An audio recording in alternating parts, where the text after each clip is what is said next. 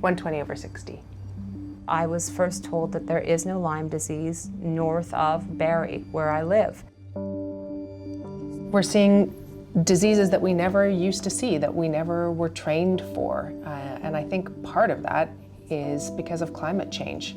And so I'm thinking I'll do what I usually do when I'm uncertain about how to help someone, which is phone a friend, reach out to a colleague who knows more than I do about the issue, and see if they can help me to better understand what's going on. So today I'm going to call Dr. Courtney Howard, a friend and colleague and expert in issues relating to health and the environment, see if she can help me sort some of this out.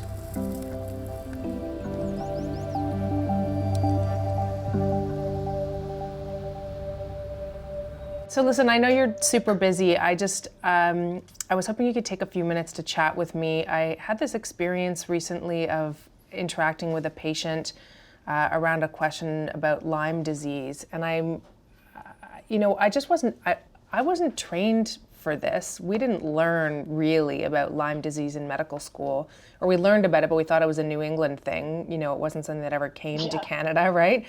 And someone said to me, we're seeing this in Canada because climate change. And I thought that's so interesting. Who can I talk to who can educate me about this a little bit more? And obviously you are the person, the expert. So do you have a couple minutes just to talk to me about Lyme? Like, why is this happening now? In Ontario as a whole, in 2017, they saw 3 times as many cases as they'd seen on average. Why is that? They link it with an increased number of days above 0. So it just gives the ticks sort of longer to wander into new territory. So that's one of the reasons why we're seeing more now, and over an increased sort of geographic distribution. So the ticks survive the journey into new areas, and then they can bite unsuspecting people who are walking their dogs in the woods. Exactly. When I started Lyme treatment, did a lot of antibiotics. That was what was recommended.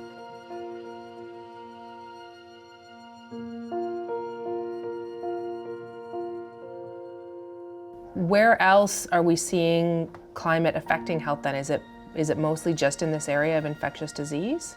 Here in Canada, we're already seeing, especially in the west and in the north, a real increase in wildfires. So here in the north in 2014, we had 2.5 months really of wildfires, and our air quality was worse than Beijing's many days that summer. I just saw asthma exacerbation after asthma exacerbation after asthma exacerbation, and people just found it, as you can imagine, really isolating and made them sad. Like, the quality of the light totally changes and becomes somber. They couldn't go outside. Heck, the smoke is right there. Yeah. And we live, on a lake. There are times we didn't even see the lake.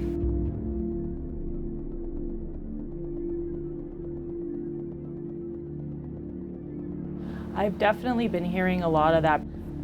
You talk to people from Edmonton or Calgary, across Alberta, BC, they've had such repeated impacts now that one of my friends actually said that he used to look forward to summer, and now he just dreads it. He just worries about it. Well, it's interesting. So, I think many people can imagine the effects of that kind of heat, but I'm wondering also about pollen. Like, just anecdotally in my own family practice, I see people coming in thinking that they must have developed a sinusitis or something because they cannot believe that their allergies could be this bad and last this long, whereas what they're accustomed to is an uncomfortable week or two in May.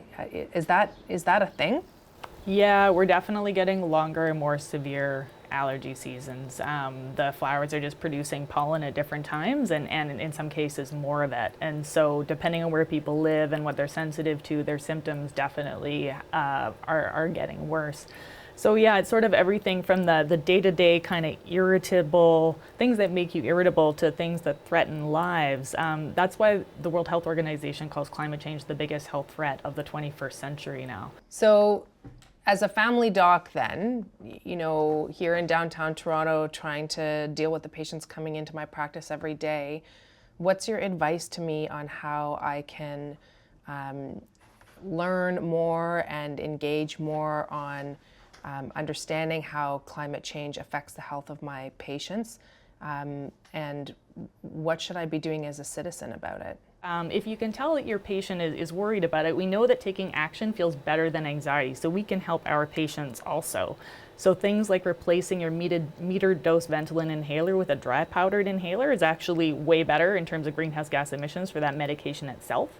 Encouraging our patients to eat according to the new Canada Food Guide. So transitioning to a more plant-rich diet will help people lower their greenhouse gas emissions and also be better for health. Getting around on our bike, I arrived here all sweaty.